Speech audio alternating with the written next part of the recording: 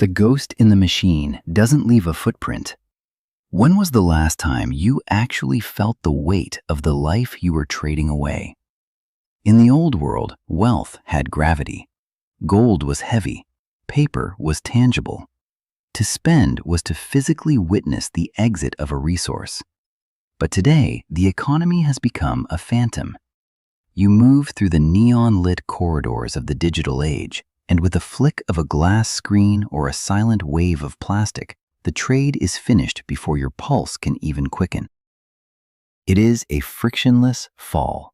The Buy Now button isn't a tool. It's a trap door designed by architects who know that if you don't feel the sting, you won't feel the loss.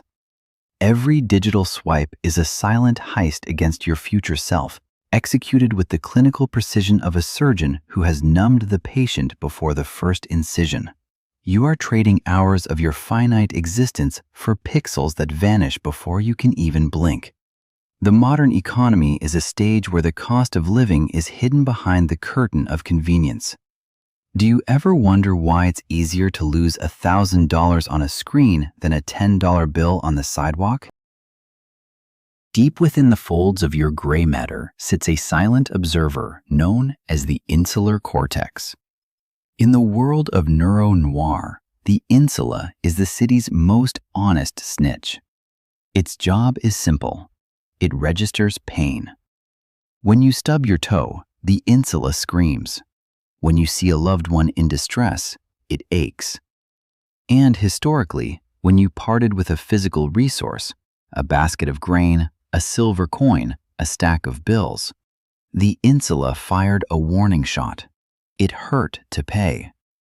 That sting was nature's original budgeter, a biological brake system that kept our ancestors from trading their winter stores for a shiny, useless trinket. But the digital age has bribed the witness. When you tap a card or click a button, the brain's pain of paying mechanism is bypassed entirely. The transaction has been decoupled. You get the dopamine hit of the acquisition, the new toy smell, but the insula stays silent. The alarm has been muted. Imagine your mind as a rain-soaked precinct. The prefrontal cortex is the tired detective sitting behind a desk cluttered with unpaid bills and broken promises.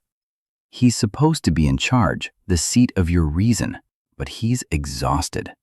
The city outside is a neon blur of limited-time offers and one-click checkouts. Enter the Nucleus Accumbens, the crooked informant we call Dopamine. He leans over the detective's desk with a grin. "Don't worry about the cost, detective," he whispers. "Look at the shiny screen. Look at how fast it arrives. It's practically free." Because there is no physical parting of currency, the detective doesn't see a crime being committed. He doesn't see the lifeblood of your labor being drained. He just sees a transaction-approved notification. Convenience is the anesthetic of the modern consumer. Scientists call this moral tax evasion of the self. By removing the tactile friction of cash, the counting of the bills, the physical weight of the wallet getting lighter, we have performed a lobotomy on our own financial caution.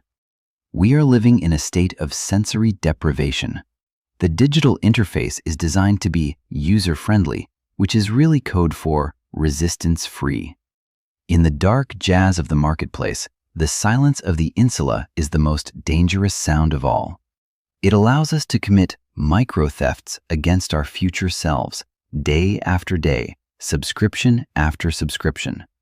We aren't being greedy, we're being biologically hijacked. The machinery of our survival, built for a world of scarcity and physical objects, is defenseless against a world of infinite, invisible digits. We have outsourced our discipline to the very entities that profit from our lack of it. When the pain of losing is hidden, the hunger for having becomes a bottomless pit. If your biology is being bribed, where do you find a judge who can't be bought? 2,000 years before the first line of code was written, the Stoic teacher Epictetus sat in a room much like yours, contemplating the nature of impressions. He taught that every stimulus, a flashing sale notification, a sleek buy button, a targeted ad, is just a visitor knocking at the door of your mind. They aren't reality, they are just proposals. In the noir landscape of the modern web, these digital impressions are ghosts. They have no weight, no friction, no pain. They whisper that the trade is free. But the Stoic detective knows better.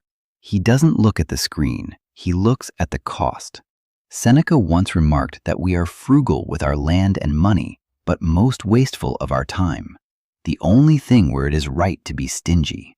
When the digital transaction bypasses your insula, it is bypassing your sense of time. It is tricking you into believing you aren't trading your lifeblood for a plastic trinket. To the Stoic, the solution is not more willpower, it is more reality. We must reintroduce the friction that the architects of the attention economy spent billions to erase. We must give the phantom a body. Reason is the anchor dropped into the silt of impulse. This is the practice of pre-mortem, calculating the death of your resources before they leave your hand. Before you click, you pause. You hold the impression at the door.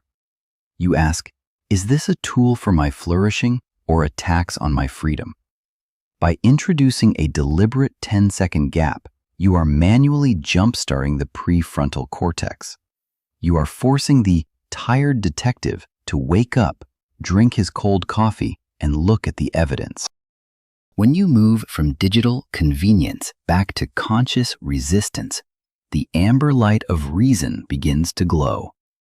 You start to see the one-click world for what it is, a hall of mirrors designed to keep you from noticing your own reflection. The Stoic doesn't fear the market. He simply refuses to be a ghost within it. We must re-physicalize our wealth. We must treat every digital digit as if it were a heavy silver coin carried over a long distance in the rain. If the screen won't give you the pain of paying, you must create it through the weight of your own attention. Freedom is not the ability to buy anything. It is the power to need nothing that is offered by a ghost. How do you reclaim a life that has been digitized into a ghost? The answer isn't to flee from the digital city, but to walk through its neon streets with a different set of eyes. To find the inner sanctuary, you must build a wall of deliberate friction around your peace. You must become the minimalist architect of your own desires. Start by giving the ghost a body. Every time you are tempted by the buy button, perform a ritual of wait. Convert the price tag into your hourly wage. If that new gadget costs 20 hours of your life, look at the screen and ask, is this plastic worth 2 days of my finite existence? Suddenly, the friction returns. The insula wakes up. The tired detective in your brain finally has a case file he can read. Presence is the only currency that never devalues. Practice the 24-hour rule for every digital transaction. In that window, the dopamine fog clears. The crooked informant loses his power. You aren't just saving money, you are saving yourself from the fragmentation of the algorithm. You are choosing to be the observer, not the observed. Visualize your financial life not as a series of abstract numbers on a glass pane, but as a hand-drawn journal. It is raw. It is imperfect, but it is yours. In this sanctuary, every mark is intentional. Every line has a purpose. You are no longer a passenger in the frictionless fall. You are the hand that holds the charcoal. True wealth is the ability to look at a world of infinite choices and say, I have enough. The greatest power you possess is the power to withdraw your consent from the impulse. The city outside is still loud. The neon still flickers.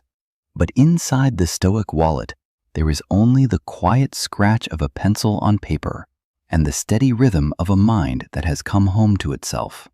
If you are ready to stop being a ghost in the machine and start building a life of weighted, intentional freedom, I invite you to subscribe and join the Order of the Stoic Wallet.